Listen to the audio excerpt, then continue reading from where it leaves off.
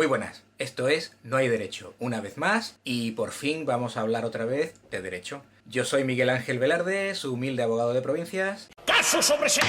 Señoría, cobraré de todos modos. Y aunque seguimos en medio del apocalipsis vírico y hemos pasado a la nueva fase, como eran las palabras, la desescalada hacia una nueva normalidad, que significa que todos salimos a la calle para ver cómo está todo hecho unos zorros y hundidos.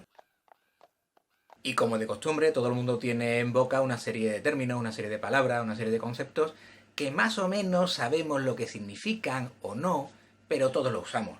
Es algo así como lo que pasa con física, ¿no? En física todo el mundo habla de energía, fuerza, relatividad, ¿no? Y nadie tiene ni idea de lo que significa. Lo utilizan según le parece, ¿no? La fuerza es lo que le da al Jedi su poder.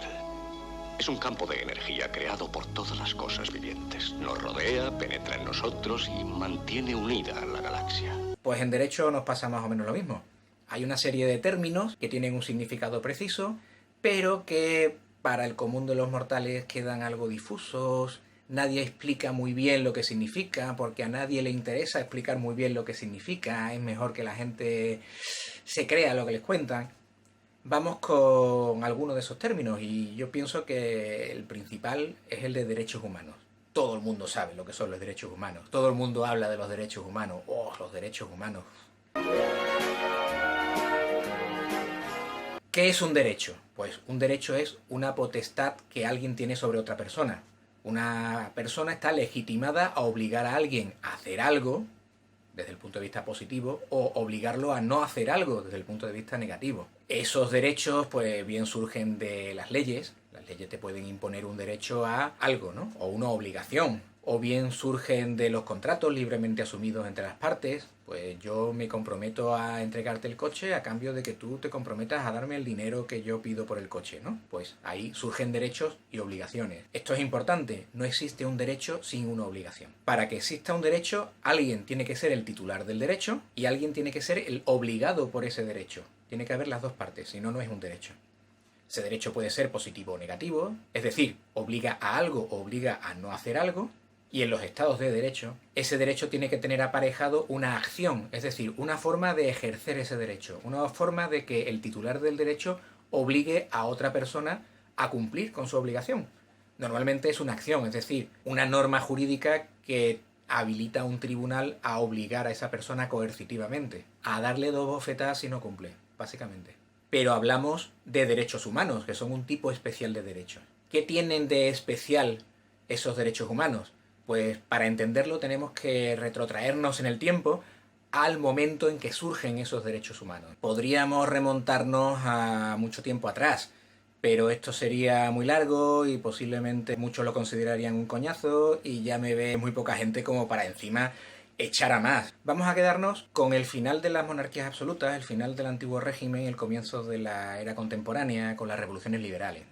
Y perdí casi todo mi oído y mi pierna izquierda luchando por la corona en la guerra de los 7 años.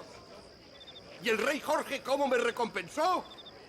Cortándome la otra pierna con sus impuestos. Empezó a calar en la sociedad a través de una serie de pensadores que para evitar las tiranías lo que había que hacer era limitar el poder. Porque tan malo era la tiranía de una sola persona como la tiranía de un grupo de personas o la tiranía de una mayoría de personas sobre una minoría.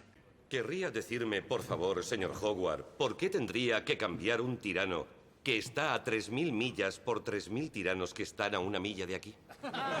¿Cuáles eran las formas de evitar esa tiranía? Pues instituyeron una serie de garantías, una serie de procedimientos, una serie de límites, y uno de ellos básicamente es el límite personal al poder. Establecieron que había una serie de esferas de la vida personal de una persona, de un individuo, en las que ningún poder podía meterse, podía inmiscuirse. Esa serie de derechos negativos, cosas que el poder, ningún poder podía hacer, es decir, estaba obligado a no hacer, un derecho de corte negativo, se llamaron derechos humanos. ¿Por qué? Porque eran inherentes a la persona. No era un regalo gracioso de su majestad. A ti te permito que yo no te voy a hacer algo. No, no. Era una característica del ser humano por el hecho de ser humano. Se puede estar a favor o no de ese concepto, se puede decir, no, pero es que si no lo garantiza una ley no sirve para nada. No, ese mismo concepto, que filosóficamente puede aceptarse o no, es en sí una garantía. ¿Me lo puedo creer o no? pero yo actúo como si fuera así porque de esa forma evito que se pueda atentar mediante ley con esos derechos humanos. Si yo, legislador, el poder, sea quien sea, despótico o tiránico o democrático, soy el que te ha dado esos derechos, yo te los puedo quitar. Si yo reconozco que no te los he dado, sino que son tuyos antes de que yo existiera o tienen un nivel superior a las normas que yo puedo hacer, estoy reconociendo que yo no los puedo tocar. Y ahora puede discutir alguien si es verdad, si no puede existir un derecho, si no existe una comunidad política y por lo tanto esos derechos derivan de esa concepción política. Da igual, esa misma comunidad política se autolimita y declara que, me lo crea o no, yo no puedo tocar esos derechos porque son superiores a lo que yo puedo hacer y previos a mi existencia. Es un límite más. ¿Y cuáles eran esos derechos humanos? Pues básicamente la vida, la libertad en todos sus ámbitos, la libertad de ambulatoria, que ahora nos falta, la libertad de opinión, que también nos falta, la libertad de expresión, que también nos falta, la libertad de conciencia, nos faltan todas. Y otra de las líneas de trabajo es también minimizar ese clima contrario a la gestión de crisis por parte del gobierno. La propiedad, que hay quien dice que el derecho a la vida no es más que una ampliación del derecho a la propiedad sobre el propio cuerpo y del que nace el resto de derechos.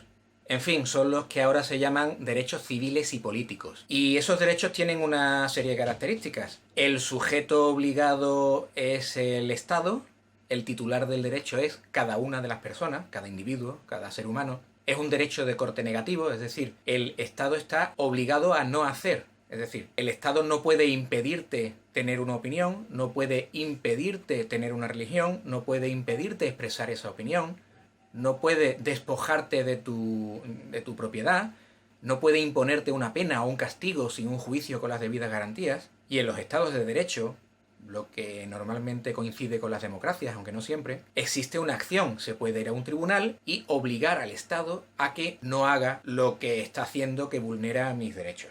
Ha secuestrado mi libro, no puede hacerlo, tengo derecho a publicarlo. Bueno, pero esto empieza a calar ya en el siglo XX, hay guerras mundiales donde la gente muere a mansalva, se exterminan poblaciones enteras, se producen robos, saqueos y después la gente queda muy escarmentada, ¿no? Empiezan los países a decir que bueno, que por lo menos, aunque solamente sea visualmente y no se cumplan mucho, pero algo sí que tiene que haber de estas cosas, ¿no? De los derechos humanos. Surgen Naciones Unidas, la ONU no es lo que la gente piensa que es. Y de ahí viene gran parte del problema. La gente piensa que es un gobierno universal y no es un gobierno universal. Es un sitio donde los países pueden reunirse aunque estén peleados para hablar entre ellos, que siempre de ahí surgen cosas. No nos liemos que me conozco. Pero bueno, hay una serie de países que dicen que todo esto está muy bien, muy bonito y tal, pero que el individuo no es sujeto de derecho, sino que es el colectivo, el bien común. El principio sobre el que gira la sociedad y la política es el colectivo, no el individuo.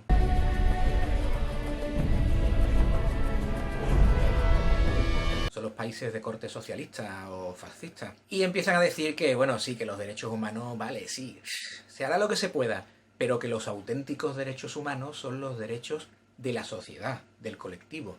Y así surgen lo que se llamó derechos humanos de segunda generación. Los derechos civiles y políticos son derechos de primera generación y estos son derechos sociales o segunda generación. Bueno, en un principio se admitieron sin problema y se siguen admitiendo porque muchos de los países que sí cumplían los derechos humanos de primera generación vieron que no eran más que ampliaciones de lo ya existente. El derecho a la salud no es más que un corolario del derecho a la vida y a la integridad física. Si tú tienes derecho a la vida y a la integridad física, tendrás derecho a que nadie te impida buscar los medios para tú tener una buena salud. Desde ese punto de vista, los países democráticos, los estados de derecho, pues interpretaron estos derechos humanos de segunda generación de dos formas. Primero, eran un criterio de interpretación de los tribunales y además sería un criterio de orientación de las políticas públicas. Es decir, las políticas deberían ir destinadas o orientadas a cumplir con estos objetivos. Así es como se interpretaron en los países democráticos en un principio. Pero, como diría el almirante Akbar, ¡es una trampa! Porque, ¿qué ocurre con estos derechos? ¿Quién es el titular de estos derechos? La sociedad.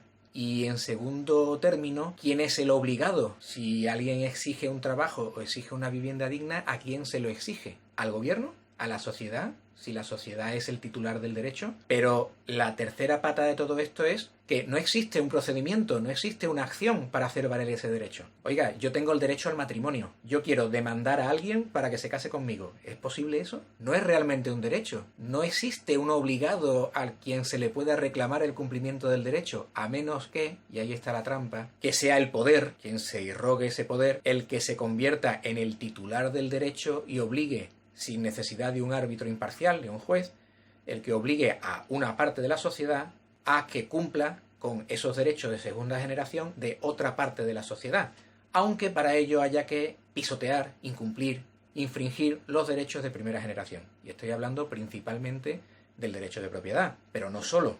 Por ejemplo, yo puedo infringir el derecho a la libertad de conciencia y a la libertad de expresión en pro de un derecho de educación. Todos nos acordamos de una ministra diciendo que los niños no son de los padres y esos niños tienen derecho a ser educados en los valores de la sociedad. Y como siempre que se habla de la sociedad, ¿de quién se está hablando? ¿Quién decide en una sociedad? ¿Quién decide cuáles son los valores de la sociedad? Pues evidentemente el que manda en esa sociedad. Los niños tienen derecho a ser educados en los valores del que manda, a pesar de que eso conculque el derecho a la libertad de conciencia de sus padres o de esos niños.